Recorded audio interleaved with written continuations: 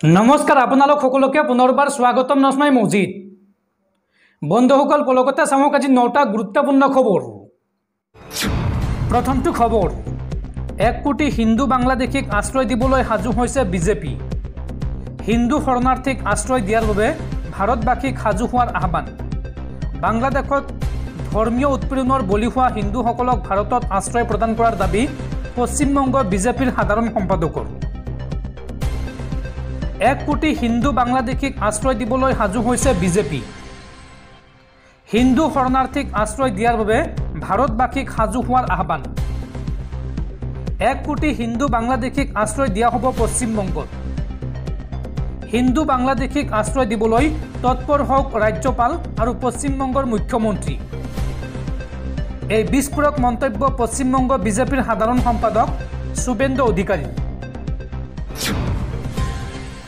পরবর্তী খবর চুবুৰীয়া ৰাষ্ট্ৰ বাংলাদেশৰ শেহতীয়া পৰিস্থিতিক লৈ চিন্তিত ভাৰত চৰকাৰ আৰু এই সন্দৰ্ভত লোকসভাৰ মজিয়াত বহু বিস্ফোৰক তথ্য দাঙি ধৰিলে বিদেশ মন্ত্ৰী এছ জয়শংকৰে। প্ৰতিবাদৰ একেবাৰে শেষ মুহূৰ্তত শেখ হাছিনাই বিচাৰিছিল ভাৰতৰ সহায়। ভাৰতলৈ অহাৰ পূৰ্বে শেখ হাছিনাৰ লগত কি ঘটিছিল শেষৰ 40 মিনিটত সকলো কথা জনালে ভাৰতৰ বিদেশ মন্ত্ৰী এছ জয়শংকৰে। বাংলাদেশ সন্দৰ্ভত লোকসভাৰ মজিয়াত বিদেশ মন্ত্ৰীৰ বিশেষ বক্তব্য। 2024 চনৰ বাংলাদেশৰ নিৰ্বাচনৰ পিছতেই দেশখনত উত্তেজনাই বিৰাজ কৰিছিল। বাংলাদেশৰ ৰাজনীতিত বৃদ্ধি পাইছিল ধ্ৰুৱীকৰণ। জুনত আৰম্ভ হোৱা ছাত্ৰ আন্দোলন বাংলাদেশত ক্ৰমান্বয়ে ভয়ংকৰ ৰূপ লয় আৰু ইয়াৰ পিছতে বাংলাদেশত হিংসা বিয়পা আৰম্ভ হয়। জুলাইত বাংলাদেশৰ পৰিস্থিতি ভয়ংকৰ হৈ পৰে। ভাৰতে সেই সময়ছোৱাত আলোচনাৰ মাজেৰে পৰিস্থিতি নিয়ন্ত্ৰণৰ পোষকতা কৰিছিল। ক্ৰমান্বয়ে বাংলাদেশৰ পৰিস্থিতি অধিক জটিল হৈ পৰে। প্ৰতিবাদকাৰীৰ এটাই দাবী আছিল যে শেখ হাছিনাই পদত্যাগ কৰিব লাগে। 4 আগষ্টত এই আন্দোলন ভয়ংকৰ হৈ পৰে। আৱামী লীগৰ নেতাক আক্ৰমণ কৰাৰ লগতে সা সম্পত্তি ধ্বংস কৰা আৰম্ভ কৰে। বাংলাদেশত থকা সংখ্যালঘু লোকসকলক বিশেষভাৱে টাৰ্গেট কৰা হয়। ঘৰ দুৱাৰ ব্যৱসায়িক প্ৰতিষ্ঠান আৰু মন্দিৰত আক্ৰমণ কৰা হয়। এতিয়াও বাংলাদেশৰ পৰিস্থিতি নিয়ন্ত্ৰণত অহা নাই।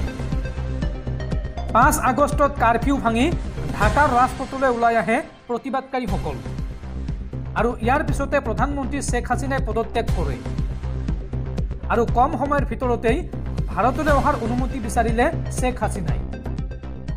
বাংলাদেশৰ বিমান ভাৰতত প্ৰৱেশ কৰাৰ বাবেও বিচৰা হল অনুমতি আৰু তাৰ পিছত সোমবাৰে বিয়লিৰ ভাগত নতুন দিল্লীত উপস্থিত হয় বাংলাদেশৰ প্ৰধানমন্ত্ৰী শেখ হাছিনা। বাংলাদেশত থকা ভাৰতীয় লোকসকলৰ সৈতে বৰ্তমান যোগাযোগত আছে ভাৰত চৰকাৰ। প্ৰায় 19,000 ভাৰতীয় লোক আছে বাংলাদেশত আৰু ইয়াৰে 9,000 ছাত্ৰ ছাত্ৰী। ইয়াৰে অধিকাংশ ছাত্ৰ ছাত্ৰী বৰ্তমান ভাৰতলৈ উভতি আহিছে। বাংলাদেশৰ সংখ্যালঘু লোকসকলৰ অৱস্থাৰ ওপৰত নজৰ ৰাখিছে ভাৰত চৰকাৰে। বাংলাদেশত শীঘ্ৰে আইন শৃংখলা উভতি আহক এই মন্তব্য কৰিছে ভাৰতৰ বিদেশ মন্ত্ৰীয়ে।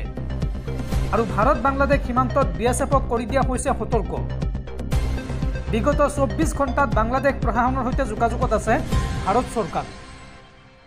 লোকসভাৰ মজিয়াত এই কথা বৰ্ণনা কৰিলে ভাৰতৰ বিদেশ মন্ত্ৰী এছ জয়শংকৰে।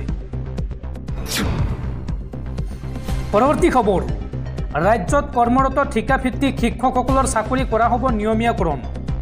বিশেষ নিযুক্তি প্ৰক্ৰিয়াৰে চাকৰি নিয়মীয়াকৰণৰ পদ্ধতি আৰম্ভ। ৰাজ্যৰ হাজাৰ হাজাৰ ঠিকাভিত্তিক শিক্ষকৰ বাবে ভাল খবৰ আহিছে। কৰ্মৰত ঠিকাভিত্তিক শিক্ষকসকলৰ চাকৰি কৰা হ'ব নিয়মীয়াকৰণ। বিশেষ নিযুক্তি প্ৰক্ৰিয়াৰে চাকৰি নিয়মীয়াকৰণৰ পদ্ধতি আৰম্ভ। আজিৰে পৰা শিক্ষা বিভাগে মুকলি কৰিছে বিশেষ আবেদন প্ৰক্ৰিয়া। 12 আগষ্টৰ আগত আবেদন কৰিব লাগিব ঠিকাভিত্তিক শিক্ষকসকলে আৰু ইয়াৰ যোগ্যতাৰ বাবে লাগিব কিছু অৰ্হতা।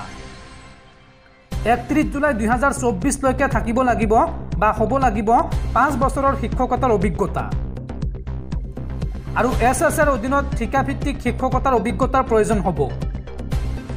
কেতবৰ অভিজ্ঞতা নাথাকিলে কৰিব নোৱাৰিব আবেদন।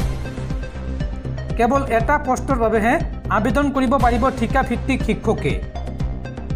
অনলাইন যোগে আবেদন প্ৰক্ৰিয়া মুকলি কৰিছে শিক্ষা বিভাগে আৰু আবেদনৰ অন্তিম তাৰিখ হৈছে 12/8/2024।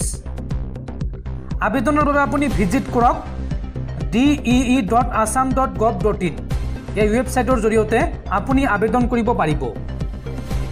35,133টা পদ খালী আছে ঠিকাভিত্তিক শিক্ষকৰ বাবে।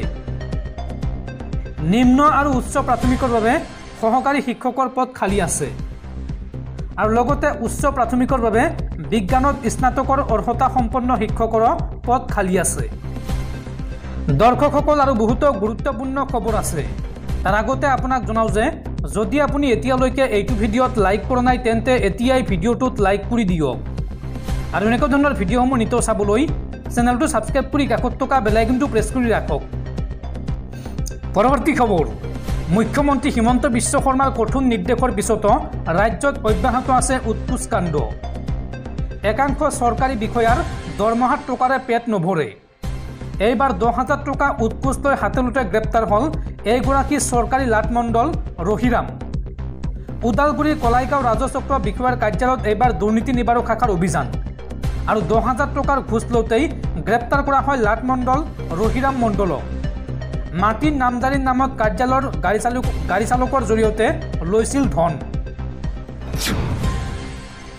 পৰৱৰ্তী খবৰ, বৰ্তমান ক'ত আছে দেশ এৰি পলায়ন কৰা বাংলাদেশৰ প্ৰাক্তন প্ৰধানমন্ত্ৰী শ্বেখ হাছিনা আৰু এই সন্দৰ্ভত এইবাৰ মুখ খুলিছে ভাৰত চৰকাৰে। ভাৰত চৰকাৰৰ মন্তব্য অনুসৰি বৰ্তমান ভাৰততে আছে বাংলাদেশৰ প্ৰাক্তন প্ৰধানমন্ত্ৰী শ্বেখ হাছিনা আৰু আগন্তুক দিনৰ পৰিকল্পনা সন্দৰ্ভত অৱগত কৰিবলৈ শ্বেখ হাছিনাক কিছু সময় দিব ভাৰত চৰকাৰে। এই কথা জনাইছে ভাৰতৰ বৈদেশিক মন্ত্ৰী এছ জয়শংকৰে। বৰ্তমান ভাৰততে আছে বাংলাদেশৰ প্ৰাক্তন প্ৰধানমন্ত্ৰী শ্বেখ হাছিনা। শ্বেখ হাছিনাক কিছু সময় দিব ভাৰত চৰকাৰে। আগন্তুক দিনৰ পৰিকল্পনা সন্দৰ্ভত অৱগত কৰিবলৈ শ্বেখ হাছিনাক সময় প্ৰদান কৰিব ভাৰত চৰকাৰে। শ্বেখ হাছিনাই যাত্ৰা কৰা বিমানখন বৰ্তমান বাংলাদেশলৈ ঘূৰি গৈছে, কিন্তু ভাৰততে আছে বাংলাদেশৰ প্ৰাক্তন প্ৰধানমন্ত্ৰী শ্বেখ হাছিনা। ভাৰতৰ বৈদেশিক পৰিক্ৰমা মন্ত্ৰী এছ জয়শংকৰে উল্লেখ কৰিলে এই কথা। পৰৱৰ্তী খবৰ, অৱশেষত মুকলি আকাশৰ তললৈ ওলাই আহিল বাংলাদেশৰ প্ৰাক্তন প্ৰধানমন্ত্ৰী বেগম খালেদা জিয়া। বিগত 6 বছৰে বন্দী হৈ আছিল প্ৰাক্তন প্ৰধানমন্ত্ৰীগৰাকী আৰু বাংলাদেশৰ ৰাষ্ট্ৰপতিৰ মুক্তিৰ নিৰ্দেশৰ পিছতেই মুকলি কৰি দিয়া হ'ল বাংলাদেশৰ প্ৰাক্তন প্ৰধানমন্ত্ৰী বেগম খালেদা জিয়াক। উল্লেখযোগ্য যে বাংলাদেশৰ প্ৰাক্তন প্ৰধানমন্ত্ৰী শ্বেখ হাছিনাই পদত্যাগ কৰি দেশ এৰি পলায়নৰ পাছতে ৰাষ্ট্ৰপতিয়ে মুক্তিৰ নিৰ্দেশ দিছিল বেগম খালেদা জিয়াক। পৰৱৰ্তী খবৰ, পুনৰ চৰ্চাত ৰাজ্য কঁপাই যোৱা জাহাংগীৰ হত্যাকাণ্ড। সুনীল গগৈৰ 4 আত্মীয়ক লখিমপুৰত জেৰা CIDৰ। পুনৰ গতি লৈছে ঢকুৱাখনাৰ লমহৰ হক জাহাংগীৰ হুছেইন হত্যাকাণ্ডই। সুদীৰ্ঘ দিন এই নৃশংস হত্যাকাণ্ডৰ তদন্তই গাপ মাৰি থকাৰ পাছত সোমবাৰৰ পৰা নতুন গতি লৈছে এই তদন্তই। CIDৰ তদন্তকাৰী বিষয়া ৰবীন ডেকাৰ নেতৃত্বত সোমবাৰে এটা 4জনীয়া ফৰেনচিক গৱেষণাগাৰৰ দলে সুনীল গগৈৰ বাসগৃহত উপস্থিত হয়। অত্যাধুনিক কৌশল প্ৰয়োগেৰে সুনীল গগৈ আৰু অন্য ব্যক্তিৰ ফিংগাৰপ্ৰিণ্ট সংগ্ৰহৰ পাছত মঙলবাৰে পুনৰ তদন্ত অব্যাহত ৰাখে দলটোৱে। মঙলবাৰে হত্যাকাণ্ড সংঘটিত হোৱা দিনৰ পৰা সন্ধানহীন সুনীল গগৈৰ পুত্ৰ সৌৰভ গগৈ, ককায়েক হেমন্ত গগৈ, ভতিজাক জয়ন্ত গগৈ, হালপতীয়েক বিবিধ গগৈ আৰু সুনীল গগৈৰ নিকট আত্মীয় জিন্তু চমুৱাক ঢকুৱাখনা আৰক্ষী থানালৈ তলব কৰে। মঙলবাৰে পুৱা 11 বজাত উক্ত ব্যক্তিসকল সদৰ থানাত উপস্থিত হোৱাৰ পাছতেই তদন্তকাৰী দলটোৱে সকলোকে লখিমপুৰ জিলা সদৰলৈ লৈ যায়। লখিমপুৰ আৰক্ষী আৱৰ্ত ভৱন প্ৰাংগণত সকলোকে পৃথকে পৃথকে জেৰা চলায় তদন্তকাৰী আৰক্ষী আৰু ফৰেনচিক দলটোৱে। নিশা পৰ্যন্ত জেৰা চলোৱাৰ পাছত পুনৰ স্বগৃহলৈ পঠোৱা হয় সকলোকে। ফৰেনচিক দলটোৱে EBP পদ্ধতি ব্যৱহাৰ কৰি হত্যাকাণ্ডৰ ক্লু উলিওৱাৰ আপ্ৰাণ চেষ্টা কৰা পৰিলক্ষিত হৈছে। পৰৱৰ্তী খবৰ, অশান্ত চুবুৰীয়া ৰাষ্ট্ৰ বাংলাদেশ, যাৰ বাবে ভাৰতৰ সীমান্তত BSFৰ হাই এলাৰ্ট জাৰি। আজিৰে পৰা সীমান্তৰ 0 লাইন এলেকাত বন্ধ কৰা হৈছে খেতি বাতি। পৰৱৰ্তী জাননী নিদিয়ালৈকে বন্ধ থাকিব খেতিপথাৰৰ কাম। এই কথা সদৰি কৰিছে BSFৰ শীৰ্ষ সূত্ৰই।